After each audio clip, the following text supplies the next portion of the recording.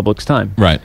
We need to understand how long how long the public is going to be on the hook for the money. There are all these little things, many of which they don't know. Right. That we need to understand better. It was, and I think everybody was in agreement who was there that David Peacock and Bob Blitz did an outstanding job of what they were charged to do. Right? They were tapped by the governor and said, "Come up with a plan. Here's their plan." They handed it off. Great. Now their job's done, more or less, right? They're okay. Here you go, Governor. Here's our plans. Now take it and run with it. McGraw, I think their job is just starting. I think that they are going to be the point people for nailing down all of these small details going forward that are going to make or break this plan. So, for instance, yes, I think they're going to be the ones who eventually, right now they have people, they're working with people who are helping to talk to the landowners. I think they're going to be the ones who eventually put together that landowner plan. Obviously, there are 18 owners of land in that area. Right. They're not going to get anything done if they can't get 18 sellers. Well, and I immediately thought of Paul McKee, Yep. who has trying to parcel land in North County to get some type of redevelopment that spent 4 or 5 years in court because he was doing such terrible things to this land. Now, remember, though, a lot of those court fights were tax credits and stuff like that, right? Right. Weren't they?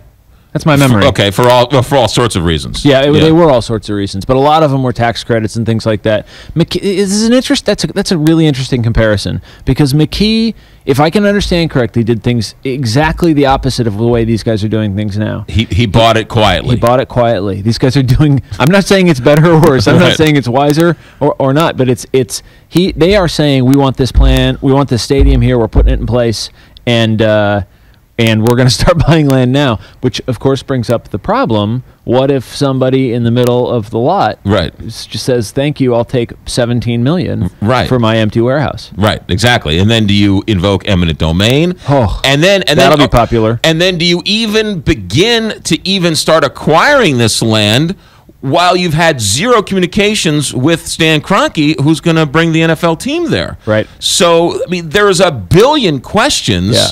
So the answer has to be no on that last one. I cannot. How could they buy the land? Okay, somebody said this to me, and I think it's very smart. Worst case scenario, they buy the land. Yes. They demolish the buildings. Yes. The Rams leave. The stadium never gets built, and we have a wasteland, a worse wasteland, on the North Riverfront. That's how the Arch grounds sat for 30 years while they built the Arch. Excellent point. What if we had some of those buildings back? They cleared the land, and then World War II came, and they didn't finish building it till 1964 or whatever. Yeah. All right, so I was struck by and DJ Wilson brought this up, the lack of people behind them. Mm-hmm. The governor, nowhere to be found. The mayor, nowhere to be found. Steve Stanger, nowhere to be found. There wasn't an elected official within 20 miles. So let's discuss that for a second. So first off, let's dispense with the idea that it was an accident. Those things don't happen by. They weren't somewhere else. They weren't busy. Right. They were busy, but they weren't busy and too busy to go. Right. That was on purpose. So they weren't there for a reason. What would that reason be?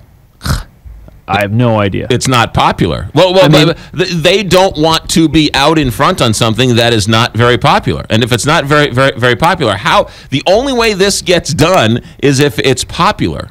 And just by unveiling this with two people out by themselves, talk about running up a hill, charging up a hill, and having no one behind you. It's so tentative, maybe. Maybe they don't want to be associated with something. Maybe they only want to be there when the shovel's turning dirt. I just don't know.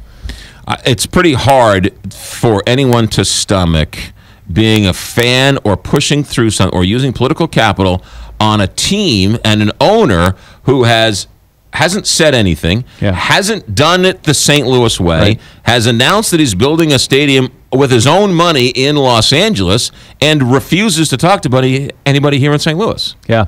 So St. Louis establishment really likes people to play nice. Yes. And Kroenke doesn't play nice. Yes. They want you to come sit down and smile and shake hands and have a cup of coffee or beer or whatever it is. And Kroenke doesn't do that. I would say that the only thing I would disagree with, and then I'll get that in a second. My question that I asked him which he gave a great answer to, but it's still not his answer. I want to know why Stan Kroenke, his proposal back to the city was retrofit the dome for $700 million. I heard your question. It was a really good question. That's no good. However, let's build you a new stadium for $900 million next door. Did you like his answer? Because I actually did. I did too. I liked his answer very well, but it didn't satisfy me. Yeah, his answer is so. Let's tackle something quickly for a second. There's lots of talk about what is economic revitalization, right? Right. What will stimulate the economy? I hate those numbers. I hate studies that say this will bring 20 million in economic revitalization. That is, at the best reading the tea leaves, at the worst bad science. And every economic person will do the numbers and say that's not true. Right? They'll all say that's all very nice, but it's just not true. Yeah. So that said, it will do one thing very, very clearly, and that is it will build a stadium. Yes. And it will build the pieces around the stadium, and it will change land that is not being used to land that is at least every other Sunday used. Right. So I think that we have to remember that.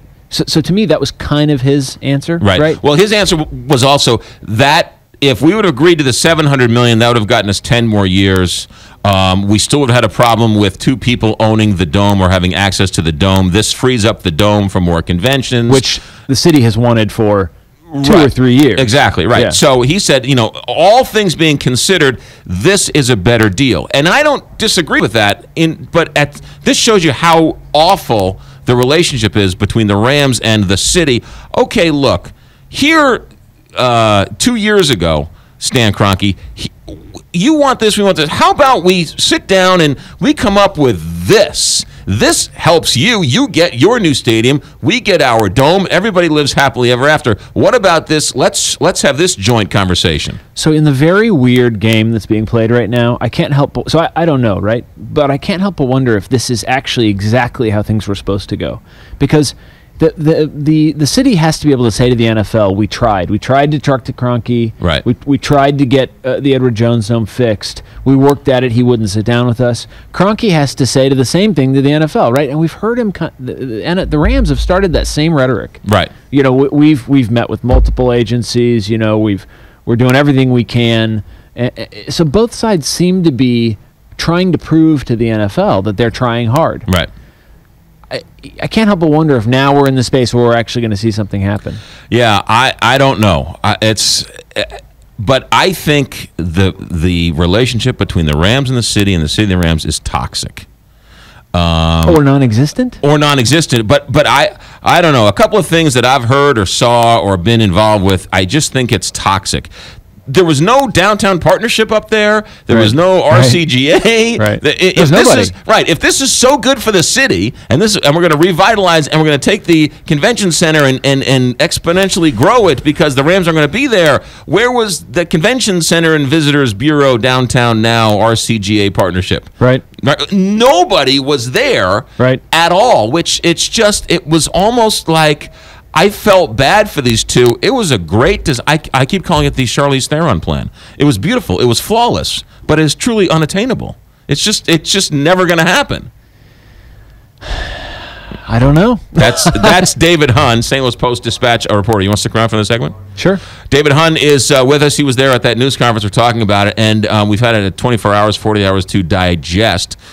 Still no comments from elected officials, though you did try and get a couple, right? You did talk to a couple. No. So I did talk to Jeff Rainford. Hold that thought. Yeah. We'll tell you what he told you next. 9:20 here on the Big 550 K.